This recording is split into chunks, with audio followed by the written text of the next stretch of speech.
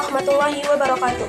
Alhamdulillahirabbil alamin wa bihi nasta'in wa ala umuri dunya waddin wa salatu wassalamu ala asrofil anbiya'i wal mursalin wa ala alihi wa sahbihi ajma'in amma ba'du. Pertama-tama, marilah kita panjatkan puji dan syukur kepada Allah Subhanahu wa taala yang telah melimpahkan rahmat dan kasih sayangnya kepada kita semua. Salawat serta salam tidak lupa kita curahkan kepada junjungan Nabi besar kita, baginda Nabi Muhammad SAW yang telah membawa kita dari zaman kegelapan hingga zaman terang menderang, seperti pada saat ini. Dalam kesempatan kali ini, izinkan saya memberikan kultum yang berjudul Sabar dalam Cobaan.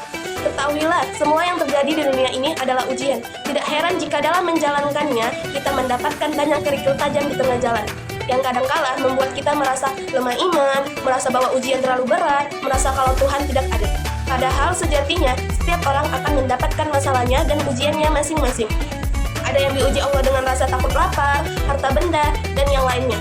Hal ini sebagaimana yang terdapat di dalam firman Allah Subhanahu wa taala dalam Quran surah Al-Baqarah ayat 155 yang artinya, dan kami pasti akan menguji kamu sedikit ketakutan, kelaparan, kekurangan harta, jiwa, dan buah-buahan, dan sampaikanlah kabar gembira kepada orang-orang yang bersabar.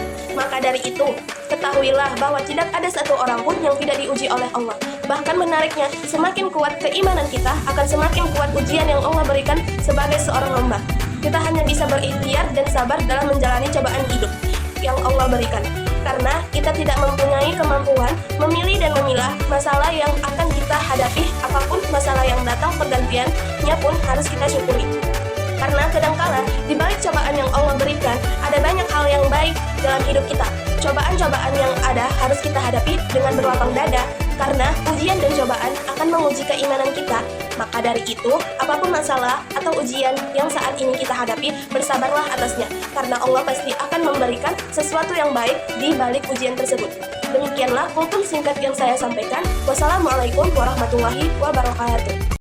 Assalamualaikum warahmatullahi wabarakatuh. Halo teman-teman, di sini saya mau menjelaskan materi tentang Kitab Sunan Ad-Darimi. Perkenalkan, nama saya Hafizah Khairi Nasution, NIM 0104242095, Fakultas Dakwah dan Komunikasi, Program Studi Manajemen Dakwah, kelas MDD, mahasiswa semester 1, mata kuliah Hadis.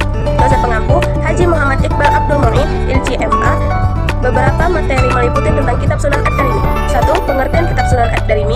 2. Biografi Abu Muhammad Ad-Darimi. 3. Proses penyusunan Kitab Sunan Ad-Darimi. 4. Kelebihan Kitab Sunan Ad-Darimi. 5. Perbedaan dengan kitab-kitab lainnya. 6. Kesimpulan. Selanjutnya kita akan masuk ke materi yang pertama. Pengertian Kitab Sunan Ad-Darimi.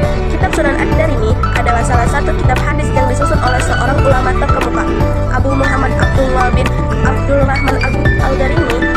Kitab ini berisi kumpulan hadis-hadis yang menjelaskan berbagai aspek kehidupan umat Islam, seperti fikih, akidah, dan adab. Meskipun tidak sepopuler Sahih Bukhari dan Sahih Muslim, Sunan Ad-Darimi tetap dianggap penting dalam ilmu hadis karena kualitas dan kesolehannya riwayat-riwayatnya. Selanjutnya, biografi Abu Muhammad Ad-Darimi. Abu Muhammad Ad-Darimi lahir pada tahun 181 Hijriah, sekitar 797 Masehi, di Samarkand, sebuah kota yang kini terletak di Uzbekistan. Beliau adalah seorang ahli yang sangat dihormati pada masanya. Al-Darimi belajar hadis dari sebuah ulama besar, termasuk Imam Bukhari, Imam Muslim, dan lainnya.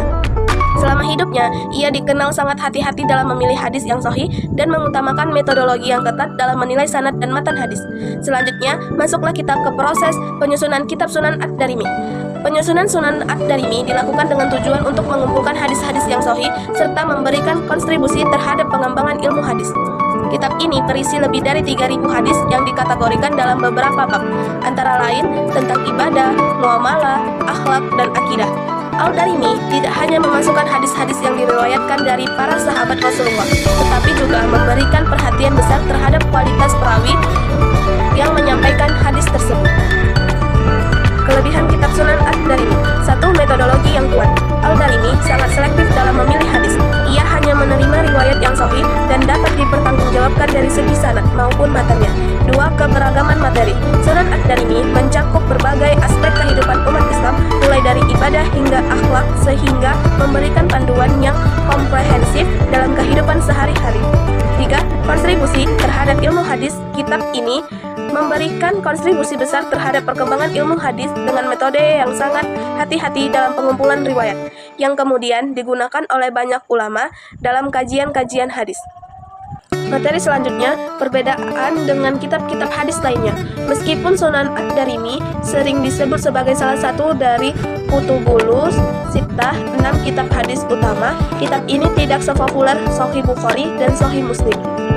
Hal ini disebabkan oleh lebih sedikitnya jumlah hadis yang disusun dalam Sunan Ad-Darimi dan adanya perbedaan dalam metode penyusunan yang digunakan Al-Darimi. Walaupun demikian, kitab ini tetap dihargai karena kualitas hadis-hadis yang dimuatnya. Kesimpulan dari kitab Sunan Ad-Darimi merupakan salah satu karya monumental dalam dunia ilmu hadis. Penyusunannya mencerminkan keahlian Abu Muhammad Al-Darimi dalam memilih dan mengumpulkan hadis-hadis yang sahih. Kitab ini memberikan kontribusi penting dalam memperkaya khazanah literatur hadis sekaligus menjadi pedoman hidup bagi umat Islam dalam berbagai aspek kehidupan dengan metodologi yang ketat dan material yang beragam. Sunan Ad-Darimi tetap dihargai oleh para ulama dan penelitian hadis hingga saat ini. Sekian penjelasan dari saya tentang kitab Sunan Ad-Darimi. Semoga bermanfaat. Terima kasih. Setelah kita membahas materi kitab Sunan Ad-Darimi, di sini saya ada kuis teman-teman tentang kitab Sunan Ad-Darimi. Mari kita mulai soal yang pertama. Siapa penyusun dari kitab Sunan Ad-Darimi? A. Imam Bukhari, B. Imam Muslim, C. Imam Ad-Darimi, D. Imam Ahmad bin Hanbal. Coba kita jawab yang A. Ya, salah teman-teman. Coba kita jawab yang C. Ya, benar teman-teman. 2. Kitab Sunan Ad-Darimi termasuk dalam jenis kitab hadis yang dikenal sebagai A. Sahih, B. Sunan, C. Musnad, D. Muwatta. Coba kita jawab yang B. Ye, benar teman-teman. Kitab Sunan Ad-Darimi berisi sekitar berapa hadis? A. 4.000 hadis, C. 2.500 hadis, D. 5.000 hadis. Coba kita jawab yang B. Ye, benar teman-teman. Nomor 4. Imam Ad-Darimi berasal dari daerah A. Madinah, B. Makkah, C. Samarkand, D. Kufah. Coba kita jawab yang A. Ya, salah. Coba kita jawab yang C. Ye, benar teman-teman. 5. Imam Ad-Darimi menyusun kitab ini pada abad A. ke-10 Masehi, B. ke-9 Masehi, C. ke-8 Masehi, D. ke-7 Masehi. Coba kita jawab yang B. Ye, benar lagi teman-teman. Sekian kuis dari saya. Semoga bermanfaat. Assalamualaikum warahmatullahi wabarakatuh.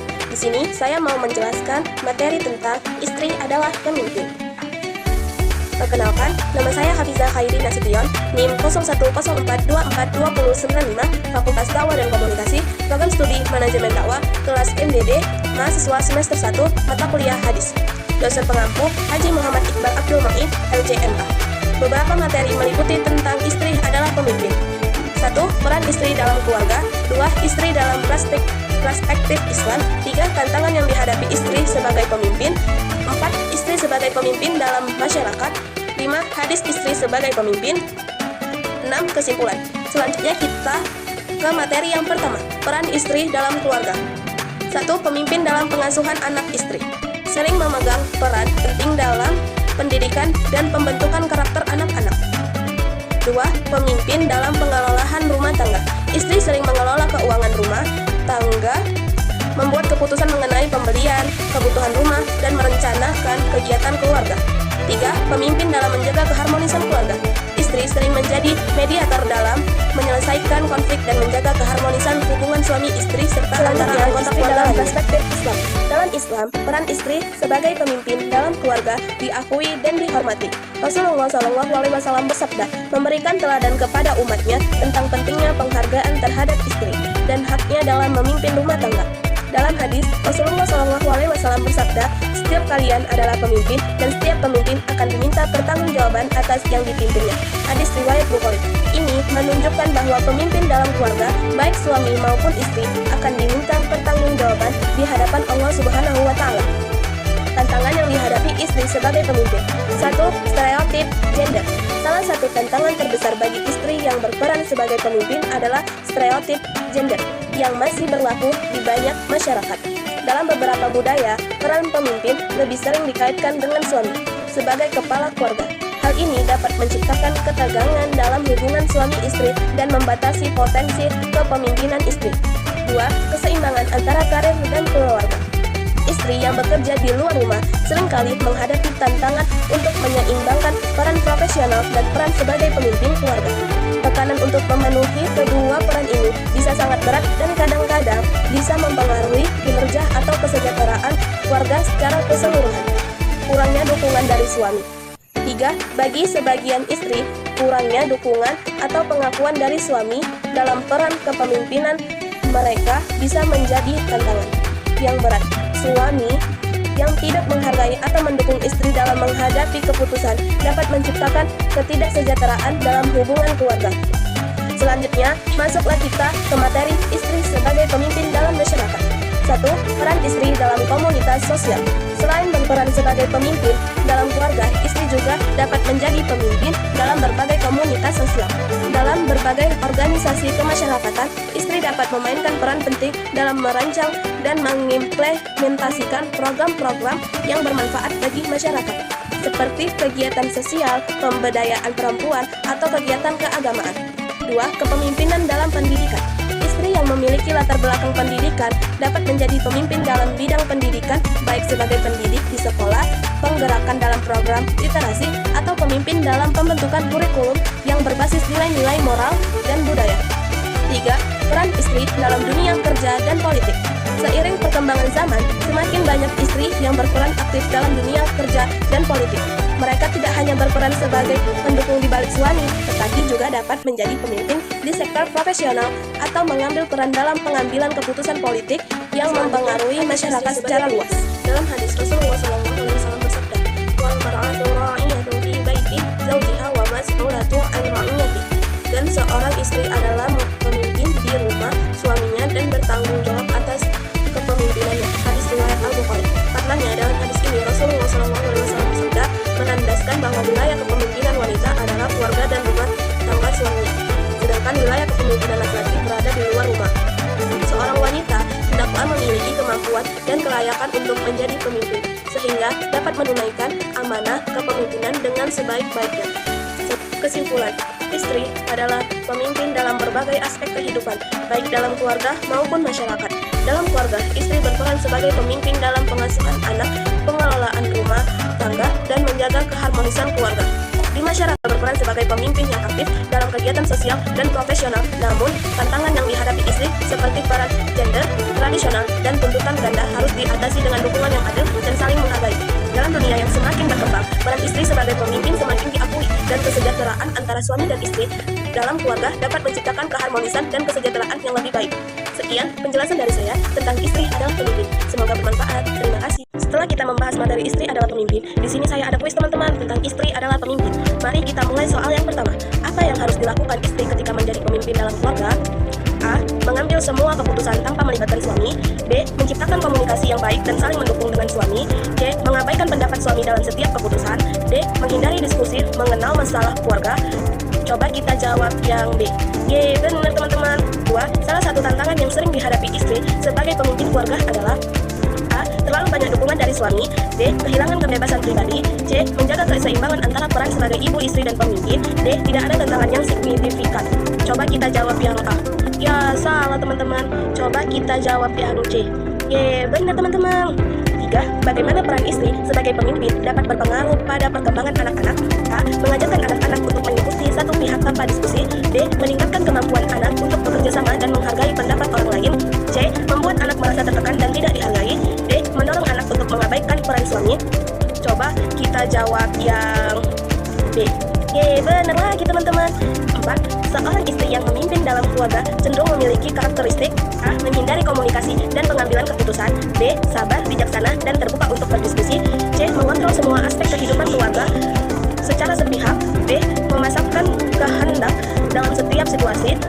Coba kita jawab yang D ya. Ya, salah teman-teman. Coba kita jawab yang B. Ye, benar teman-teman. Nomor 5. Peran istri sebagai pemimpin dalam masyarakat dapat dilihat dalam konteks A. Istri yang mengabaikan peran suami. B. Istri yang menjadi figur inspiratif dan memimpin perubahan sosial. C. Istri yang tidak terlibat dalam masalah masyarakat. D. Istri yang hanya memfokuskan diri pada urusan rumah tangga. Coba kita jawab yang B. Ye, benar teman-teman. Sekian kuis dari saya. Semoga bermanfaat. Terima kasih.